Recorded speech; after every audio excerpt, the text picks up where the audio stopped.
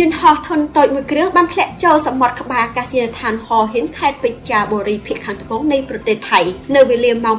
8:15 នាទីព្រឹកថ្ងៃសុក្រយន្តហោះខ្នាតតូចដែលមានឈ្មោះថា DHC-400 Twin Otter បានហោះចេញពីអាកាសយានដ្ឋានដែលមានបំណងដឹកអ្នកលោតឆែកយោងជាច្រើនអ្នកសម្រាប់ការអនុវត្តដូចសពមួយដងបើយោងទៅតាមការរៀបរាប់ពីអ្នកដំសនេយឯឆាយយ៉នគ្រីតថងដែលជាអ្នកនាំពាក្យរបស់ប៉ូលីសថៃបាននិយាយថាឧបទ្ទវហេតុនេះបានកើតឡើងក្នុងកំឡុងពេលធ្វើប្រតិបត្តិការហោះហើរសាកល្បងដើម្បីត្រៀមធ្វើសម្ពយុទ្ធវឹកវើលោតឆាត់យន្តនៅឯហោហ៊ីនលោកបាននិយាយបន្តទៀតថានៅក្នុងយន្តហោះនោះគឺមានអាកាសយានិកចំនួន3នាក់មេកានិក2នាក់និងវិស្វករយន្តហោះម្នាក់តែជាអកុសលការធ្លាក់យន្តហោះនេះបានធ្វើឲ្យពួកគេទាំង6នាក់បាត់បង់ជីវិតទាំងអស់